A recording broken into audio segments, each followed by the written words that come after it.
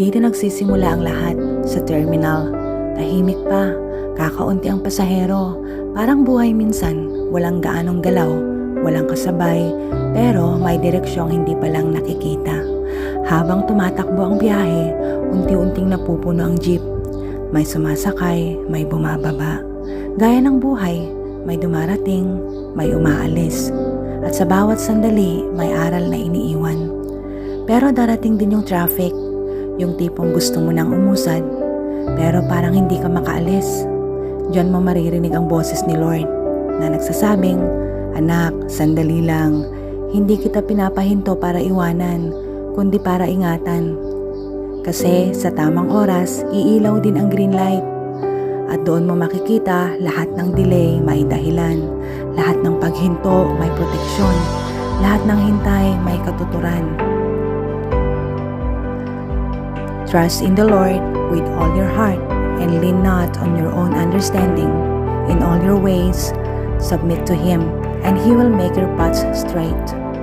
Kaya sa biyahe ng buhay, kapag tila walang kasabay, kapag traffic ang pangarap, magtiwala ka dahil si Lord ang driver ng buhay mo.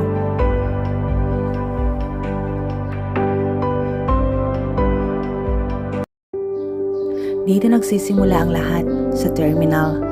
Tahimik pa, kakaunti ang pasahero. Parang buhay minsan, walang gaanong galaw, walang kasabay, pero may direksyong hindi pa lang nakikita.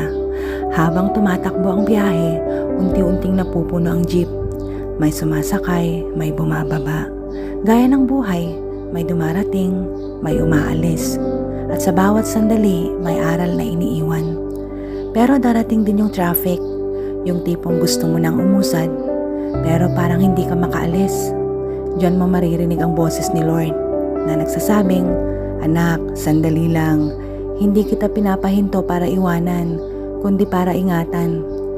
Kasi sa tamang oras, iilaw din ang green light. At doon mo makikita lahat ng delay may dahilan, lahat ng paghinto may proteksyon, lahat ng hintay may katuturan." Trust in the Lord with all your heart and lean not on your own understanding. In all your ways, submit to Him and He will make your paths straight.